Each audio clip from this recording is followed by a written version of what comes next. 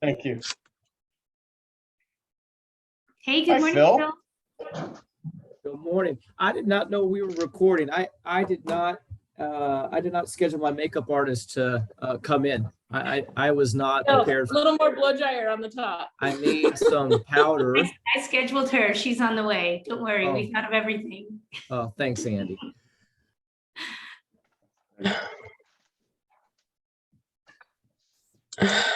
Perfect. So how's life at the city, Phil? It's, Keith, gosh, it hasn't changed much since you were here, in the sense that it's just, constant motion. And sometimes that motion moves backward, and sometimes that motion has us staying in the same place. And then there are these wonderful days, these wonderful moments where I feel like the motion is propelling us forward. And that is what I hope we talk about this morning. Wow. All right. I am just so happy Great. to see everyone. Good morning to Esther, and I love April's. Where did you get that, April? That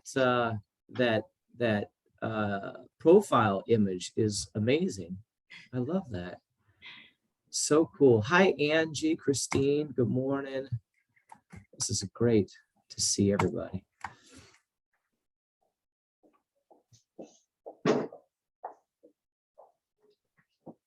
I must see our Mint folks joining us. Okay, now we're unmuted. Yes, this is our team from Kansas City. Good morning. Hello. Good morning. Welcome.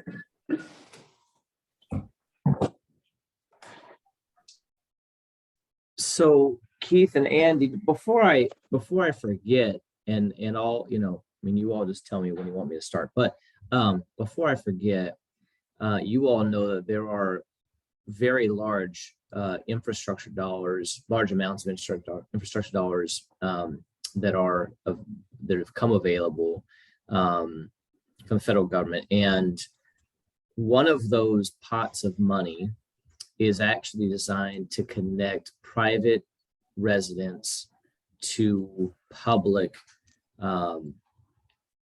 water and sewer systems. And so, Angie, I was thinking about you yesterday. I just haven't shot off an email, but thinking about, you have a number of pockets there in the Adams neighborhood where folks are still on private septic, but they're obviously, they're within our city's boundary. So one of the challenges naturally with this grant is that, while we would partner with you, apply, etc., you have to, as an agency, be prepared to implement those dollars. In other words, the city doesn't implement. The dollars are intended to go to nonprofits. So that could be a heavy lift, but it's also a unique opportunity. And otherwise, it's just very, very expensive.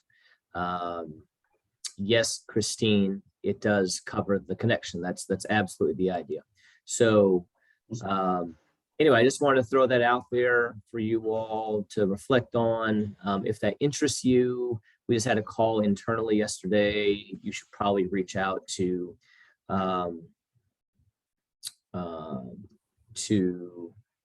public utilities and public works, because I think that they'll both be involved ultimately. And so just say, hey, I think we have the capacity. I think we could do this. This is how we would do it, because we're not, none of us necessarily have, that background, but we have a team that we can, compile, and we could totally be a great partner for the city in getting this done in a community that we are invested in. So just want to throw it out there. That's great, Phil. Hey, let's get rolling. I know we really do have to have a hard stop at 9:30. I need to shuttle in and out because of some other commitments. So welcome everybody to the Fresno CEDP Housing Leadership Work Group. And Phil, thank you very much to come and brief us early on in this meeting about the big plans for the city of Fresno to really impact our affordable housing crisis. And maybe just go around and introduce ourselves really quickly. Let's start with Andy. Hey, good morning, all. My name is Andy. I'm the project manager of CEDP, which is a lot of the members here. Phil, I know we know each other outside of CEDP as well, so it's good to see you. Thanks. April? Good morning, Phil. How are you? April Henry with Highway City Community Development. Yeah, and I've known Phil since, well, we were both young and we're still young. Oh, So wow. you can figure out Wow. how long that's been. Way back, way back. Way back. Thanks. Angie? Angie? Good morning, everyone. I'd like to say, April, that I've known Phil when he's a baby. I used to babysit, but I'd be lying. So anyway, good morning, Angie Isaac, Jane Addams. Thanks. Christine? Good morning, Christine with Firm / Greater Somerset / a whole bunch of other things too. Excellent. Thank you. Ivan? Good morning, everyone. Ivan Paz, Community Engagement Manager for Better Blackstone. Thank you. Kyle Schmidt? Good morning, Kyle Lopez Schmidt, the South Tower Trust. Thank you. Esther and Mint? Unmute. Hi, I'm Esther, and this is the Mint team. I'll pass it around so that they can introduce themselves. Hi, great to meet you guys. I'm Kavya, live in Kansas City, one of the co-founders of Trust Neighborhoods. I've been working with Esther and the broader team for a number of months now. Excited to be here in Fresno, first time. Welcome, welcome. Hello, I'm Ben. I'm also a member of Trust Neighborhoods, also working closely with Esther. I'm super excited for the conversation. Excellent. Welcome. And hey, I'm David, also with the Trust Neighborhoods team. Really excited to be here in Fresno and great to see you guys. Thanks. Hi, everyone. I'm Jason with Trust Neighborhoods. Great to meet you all. Looking forward to chat. Welcome to Kansas City. Welcome, Mint. So Phil, will you fill us in on what the city's got planned and how we can be supportive and our communities can be rewarded? I can. Again, good morning to everyone who's joined us today. I don't think I had a chance, or when I was greeting people, I didn't get a chance to greet both Ivan and Kyle. Good morning to you, gentlemen. And of course, it's wonderful to have the Mint team in town. Looking forward to meeting with you later today. I think Andy, I was trying to share earlier. I think it's disabled. Maybe you can help me with that. Can I tell you a funny story?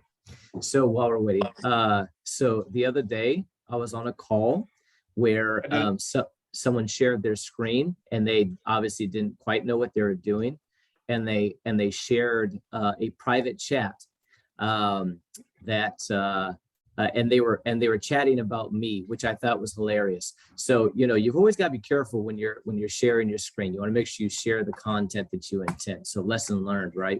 So here we go. So funny.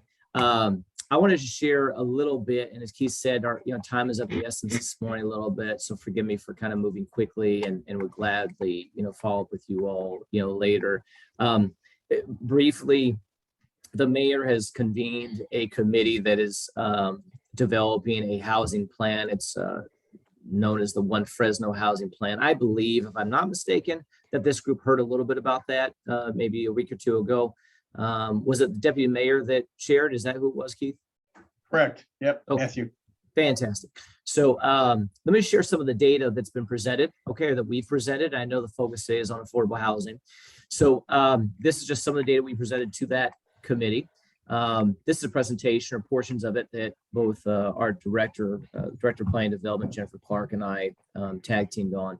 So one of the things we evaluate is internal capacity to review and process entitlements for new development, as well as building permits and plan checks for existing structures that are being renovated, all of which it could potentially result in new affordable housing development. And so we looked at that. We look at, in 2020, this is new construction. We processed 4,212 entitlements. In 2021, 5,821. Building division plan checked 8,047 plans. In 2021. In 2021, 12,241 plan checks processed. That's a lot of, and we're churning stuff out. So that's pretty significant. In terms of timelines, you will find, and this, that when you're dealing with vacant land, it's a longer process because there's nothing there. And so you have to, work through a lot of review, architectural plans, et cetera. When you have existing buildings you're rehabbing, it is a bit more straightforward. It's simpler, particularly if you are going to stay within the existing footprint of the structure that's there. You're just working within the walls. And so we, Phil? yes. Did you mean to highlight these other slides? We're still on the first slide. Oh, Since you're talking about numbers. oh, maybe this. Is that helpful? Yes, thank you. Because it's sharing on my screen. That's very good. We'll work with this. This is fine. I pushed the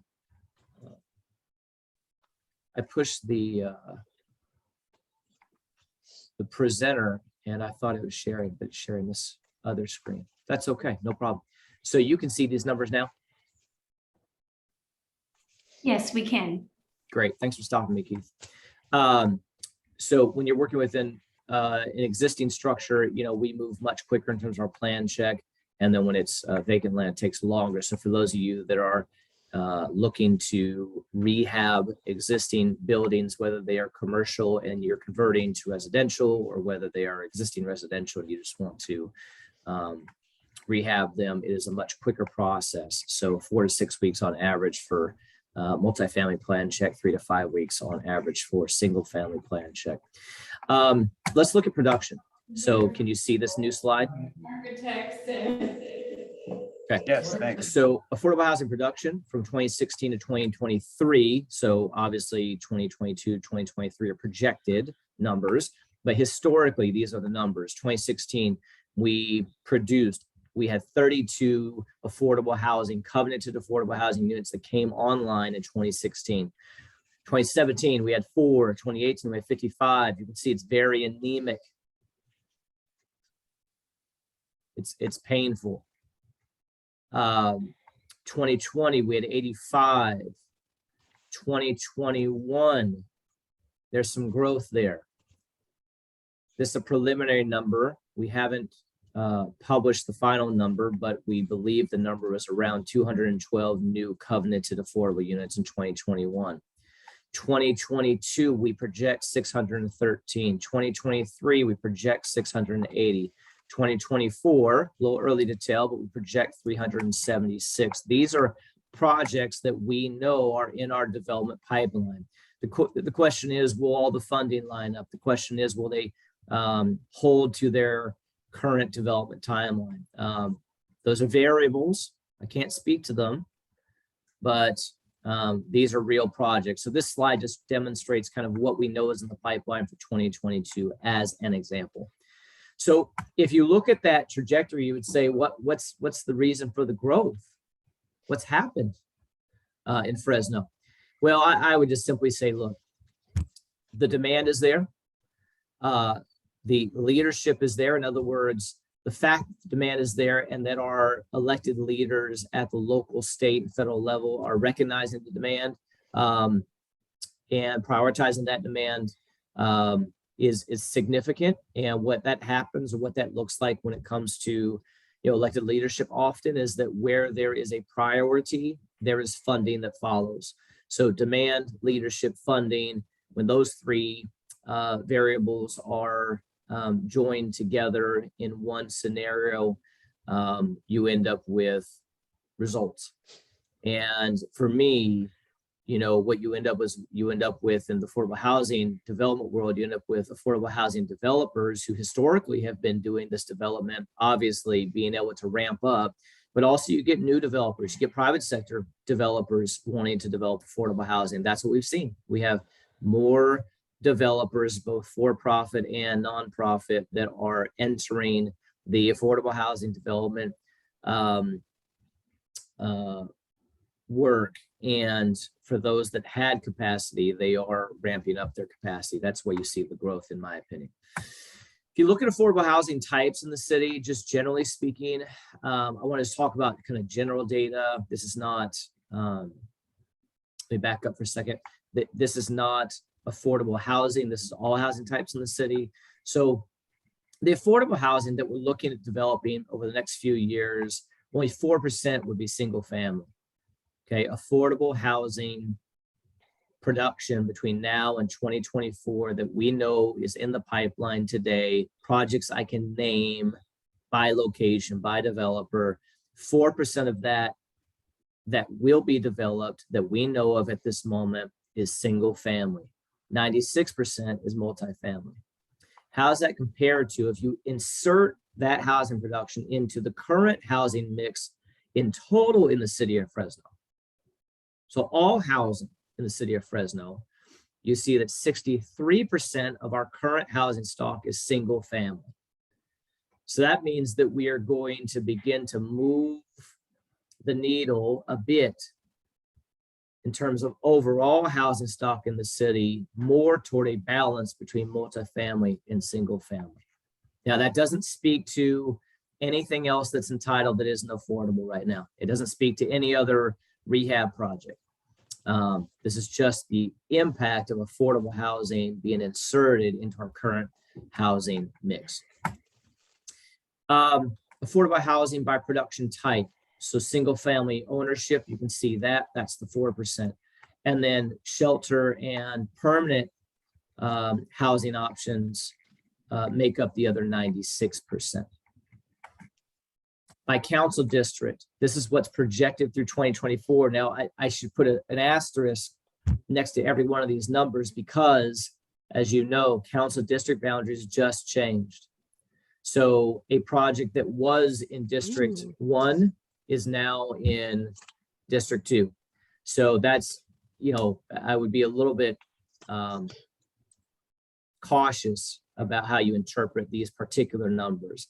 But you can see that the majority of the affordable housing production through 24 as projected, as we understand it today, is going to be in District 3. District 4 follows behind. I will say also that there are a couple of larger projects that have yet to confirm their development timeline that will impact a couple of these districts, okay? What incentivizes development in our city? We have a number of incentive programs, fee waivers, reimbursement programs. You can see that I've put this little infographic together that reflects these. On the planning side, these happen automatically.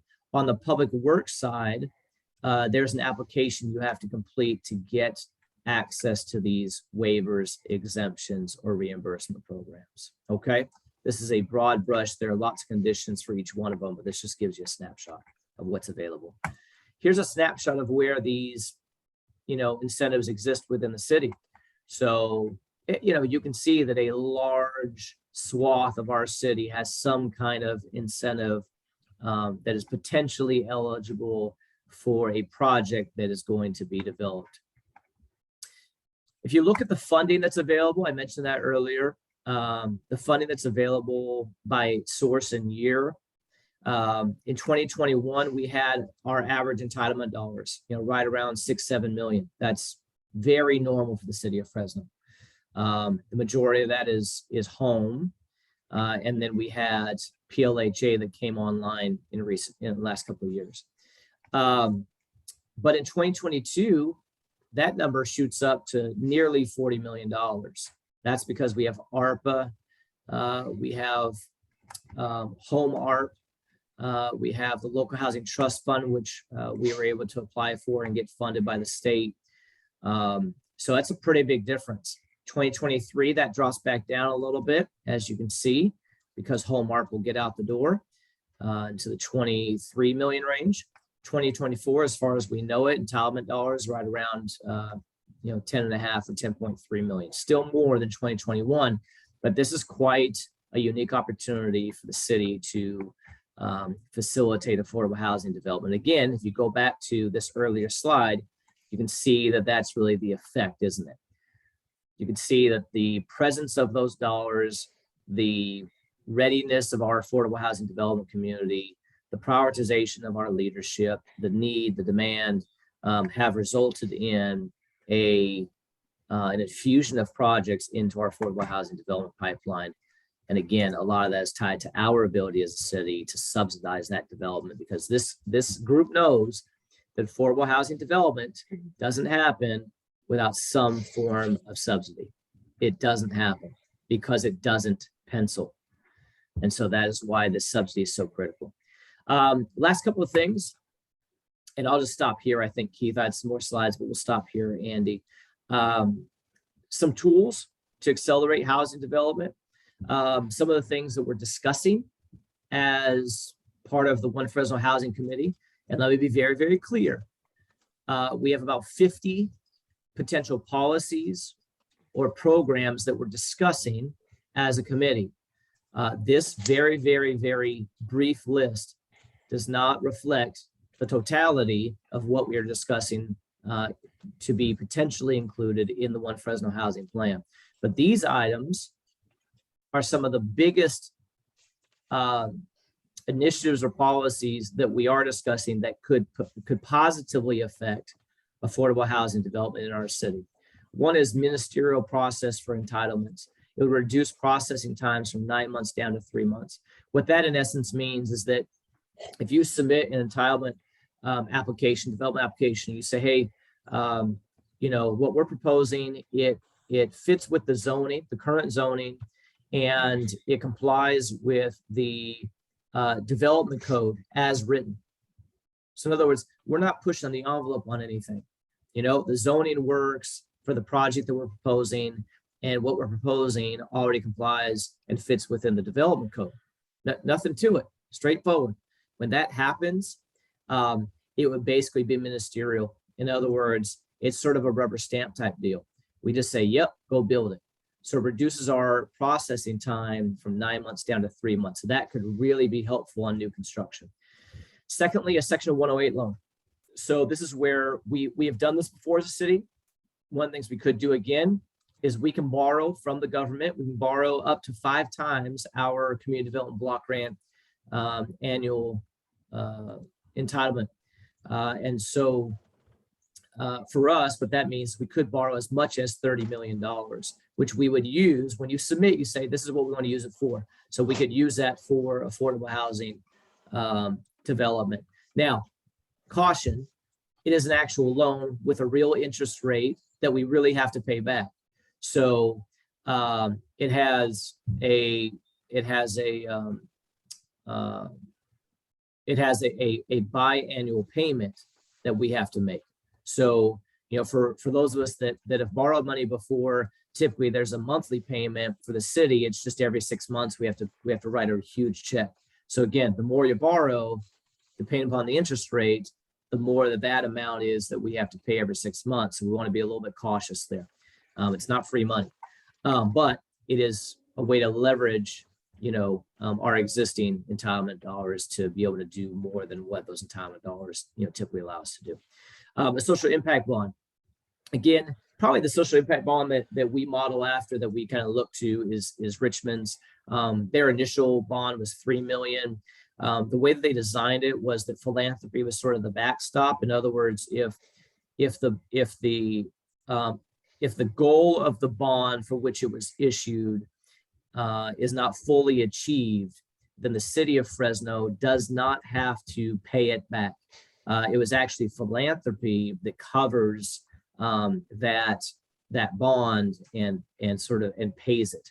So whether we structure it that way or not, that's the way that Richmond did it. They ended up issuing a bond for $3 million. It was very successful there. We could potentially do the same thing. Inclusionary zoning, that's something we're discussing. Will it apply citywide? What will the policy look like? Will it be a 10%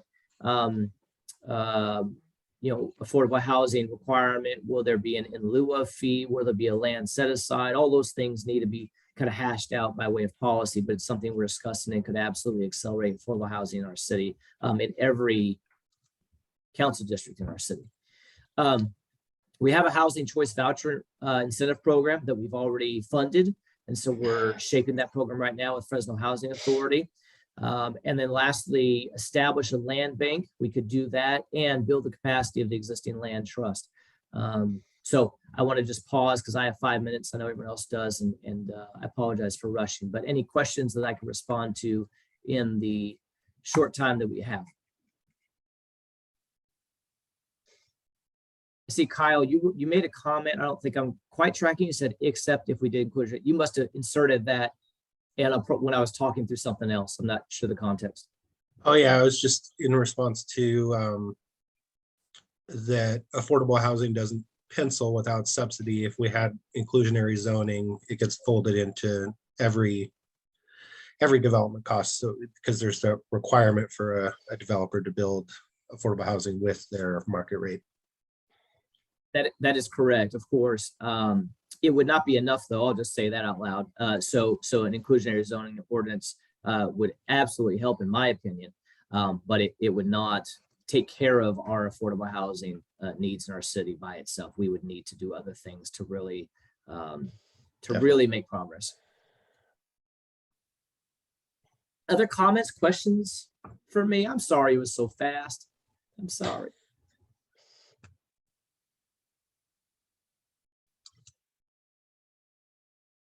You are such an easy audience. Everyone else, I told you. I'll make one other comment if there's the time.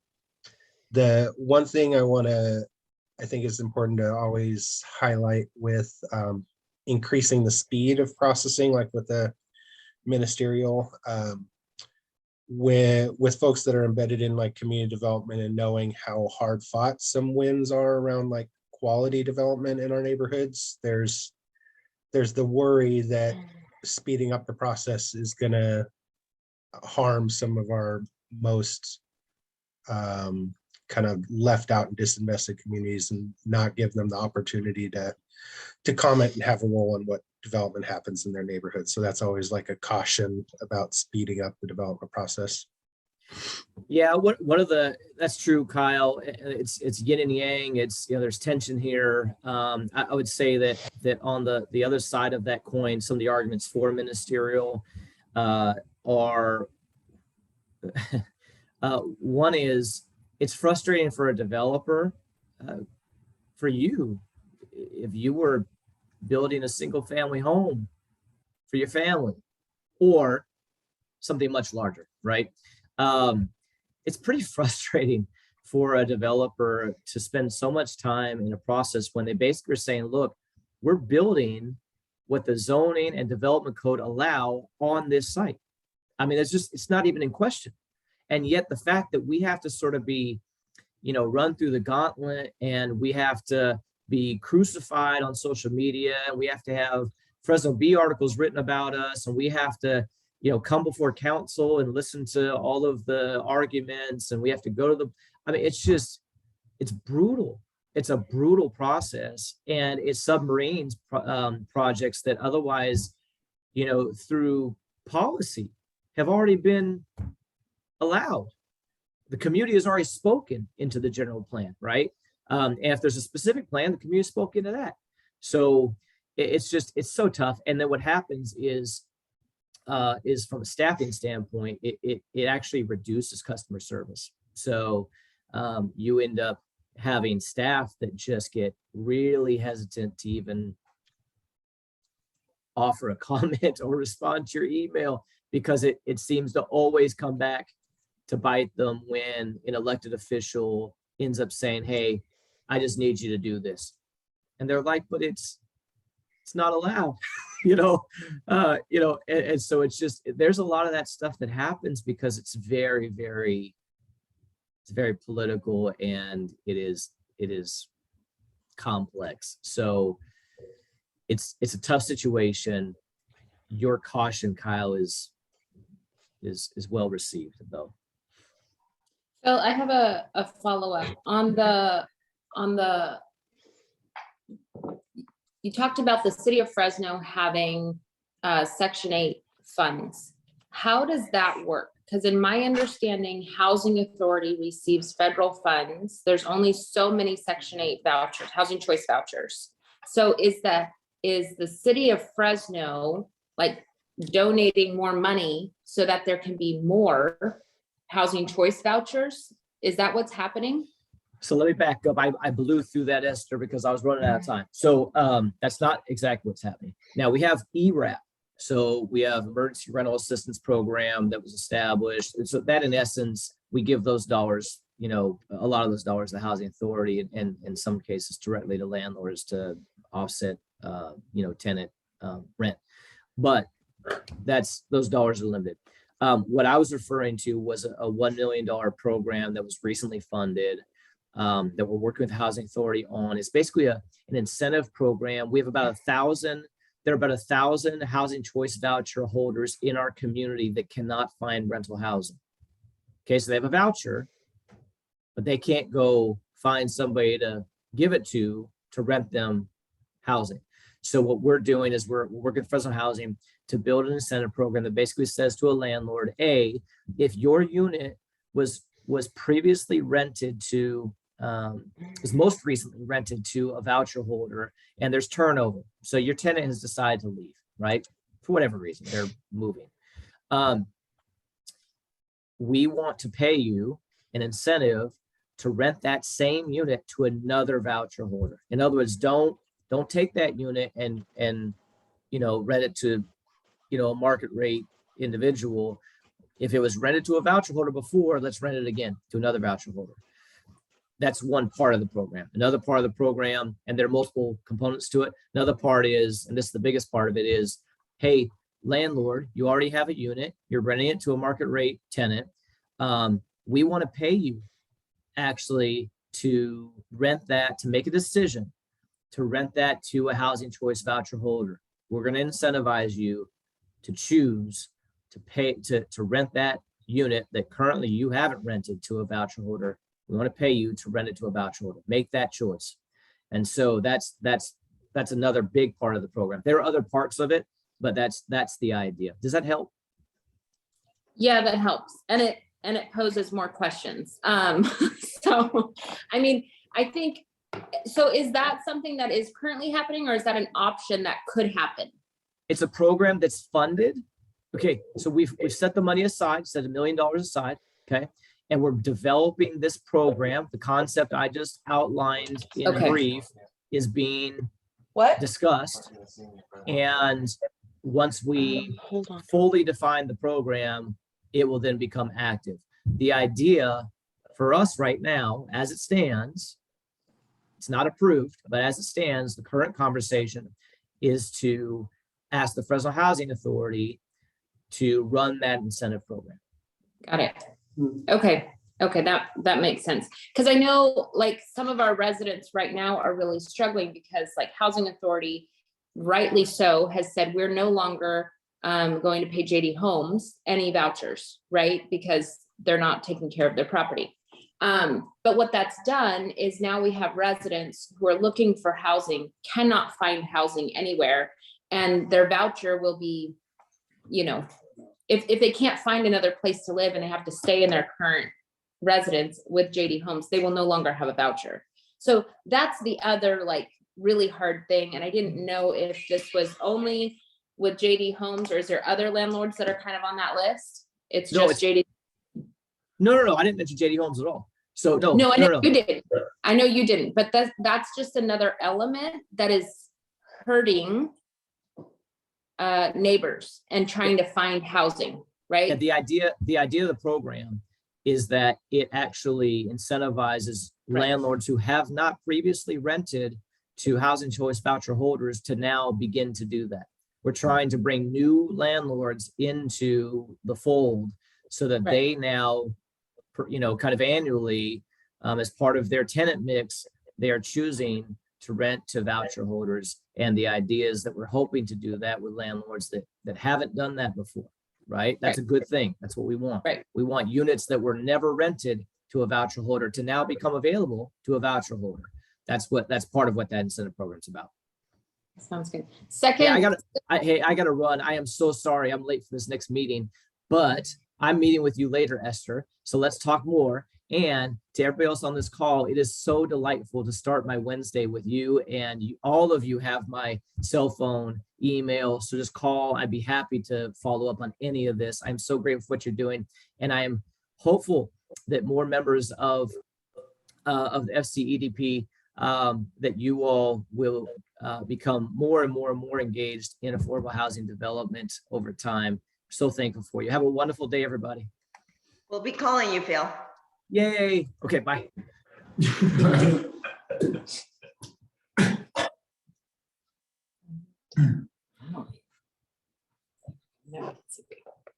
You're right, I some more questions as well. More questions. I know. So sorry, guys. I was supposed to ask kind of the follow-up question of if he's seen our housing plan and how he proposes engaging with that. So we'll get to that. I am seeing him later today with the Mint team.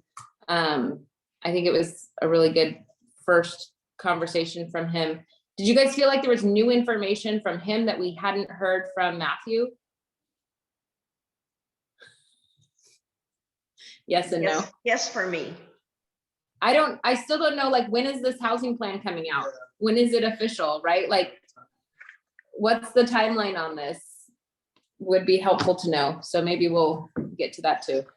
And it'd be nice if he, different oh, go ahead. pieces from, we got different pieces from Matt versus Phil. So like together, they're starting to form a full plan. More on like the incentives this time and how to fund it, which was good. And then just looking at today's, B article, which is the second of the things where we're having more and more people with the fact that displacement and rent stabilization is becoming a critical need. I mean, I'm looking at community residents and having conversations, and people are now, it's over 70% of their income just trying to go to rent to be not homeless. And then I sent in something and haven't heard anything back from Matthew on something I only talked to Esther and Lauren about, which was vouchers for, in the last week, I've worked with 19 families in Central that are newly experiencing homelessness due to these rent increases. So that causes an entire cycle that we've now started. So, and we haven't, nobody's answering or those questions at all. April, I think that might be another, your question that you posed to Matthew might be worth forwarding to Phil. And I'm trying to, who else? And H. Okay. Just maybe reply to Matthew and loop them in and be like, hey, Phil, good to hear from you today. Here's our current situation. Because the question that April is talking about is can the city work with us, CDCs, to allocate some of their like homeless assistance funds to us so that we could be the ones to get those vouchers for a hotel out for a family in need on a Friday night, right? So that was the question. How can we interact with those funds as we're working on those permanent solutions? Yeah, right. And I think that's more of an H question and probably a Phil question as well. I don't know that Matthew has the ability to do that. I don't know. Might be best to loop them all in. Okay. And then this article says there's been no, they have not addressed at all any of the anti-displacement or rent stabilization things that have been brought before them for the city's housing crisis. You mean council hasn't addressed them? Who hasn't addressed? Let's see. Yeah, city council. I have not been part of city council meetings. Has anyone here been on city council meetings to hear the anti-displacement and what their response has been to those? The anti-displacement task force has not addressed the council yet. They've been trying to, but it's been put off for the last 2 months.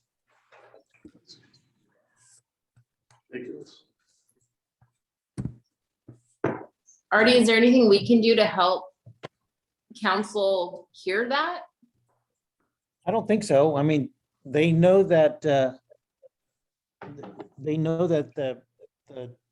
both the planning commission and the council, the anti-displacement task force would like to chat with them about some of what they're thinking, and then ultimately make recommendations on policies. Although the anti-displacement task force has not completely locked in all their policies they want to give, Okay. to recommend. Yeah, it says it won't be heard until April when the mayor proposes his One Fresno housing plan to the body. Yeah, and maybe that's why they've been pushing off.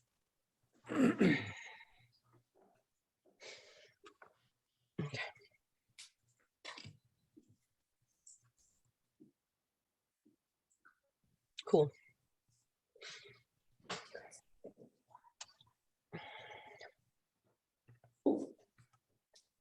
Well, Andy, I think that's all that we really had for today. If I have it on my agenda that Mint would share as well. Is there anything that you would like to fill us in on, update us, say more about in regards to your time here in Fresno? I don't know if you've got other meetings scheduled, but while we have you, we'd love to hear more if you're open.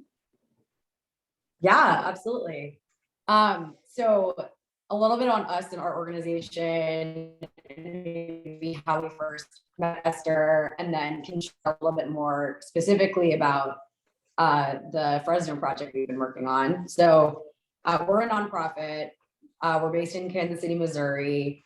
Our work really came out of interviewing over 50 community organization leaders, sort of like you guys, on what are some of the pain points that exist on today's set of community development tools. And a lot of things came up, but one thing that consistently came up was, look, I want my neighborhood to be able to revitalize, but I also recognize the tension where if my neighborhood revitalizes, it's also going to increase rents and potentially push out the very renters that are often most deserving of access to the benefits that come from revitalization. And so how do we simultaneously continue to direct investment in our community, but not do it in a way that threatens affordability and belonging in our community? And so that's really what led to the launch and design of the Mixed Income Neighborhood Trust Model, or MINT, as you've probably heard it.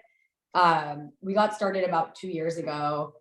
Since then, we've launched 2 mints that are funded in operations. One is in a neighborhood in Kansas City, Missouri. One's in a neighborhood in Tulsa, Oklahoma. And are in the process of, hopefully helping get one going in Fresno, Cleveland, and Boston are 3 focus areas right now. I can share quickly a little bit on the model itself and kind of how it works. So essentially what we do is we back an existing neighborhood-based organization that has the legitimacy of the community. And our goal is to really help further those community priorities that exist. And what we do is we partner together to set up this new vehicle, the MINT. The MINT is capitalized to go out and acquire, renovate, build a scatter site portfolio of rental housing, could also be retail. And the idea here is about 2/3 of the portfolio, you're taking naturally occurring affordable rents today, holding those rents constant and just growing those with some index of household income inflation. A smaller portion of the units are kind of floated, but still capped at 80% AMI. And any upside in rent there helps also pay for keeping the other units affordable in perpetuity. So you're building in this kind of sustainable financing mechanism where some units that are at a slightly higher rent are actually helping pay for keeping other units below market, even if those units on their own don't economically make sense. You have an additional cash flow to support that. And so that's the essence of the model. I think another critical element here is really the intent is for there to be a community-centric governance structure. And so any capital that comes into the MINT has virtually no control. All the control sits with a perpetual purpose trust. It's a Delaware trust where the beneficiary is a purpose. So, the portfolio is legally mandated around maintaining affordability and belonging alongside financial stability and generating returns. And so what you're doing is it's not relying on just the intent of the forming group, but you're actually legally codifying these intents. And so 10, 20, 30 years from now, there isn't a scenario where the portfolio gets sold off or converted into market rate, but really you're holding these properties in perpetuity at these affordable rates. And so that's the overview. Right now, what we're working on is scoping out around 50 units, give or take some, for a phase one, really focused on starting with the central Fresno neighborhoods, hopefully growing from there, and really focusing on acquisition and renovation of smaller multifamily properties, so kind of the 2 to 6 range, with the goal of this really being a new development tool for you guys in your community, that you're starting with something that's bite-sized, demonstrating a track record, and then can point to that track record to really scale with additional larger pools of capital moving forward to take on other priorities, whether that be single family home, rent to own, whether it be commercial, supporting commercial and small businesses, or anything else. It's really meant to be seeding this tool that can further community priorities. So we're really excited about it. Really excited to be here in Fresno. We've been chatting with Esther and others on this call for a very long time. And it's nice to be here in person and see the community and get to know some of you a little bit better. So thanks for having us and for giving us this time. Happy to answer any questions that you guys have.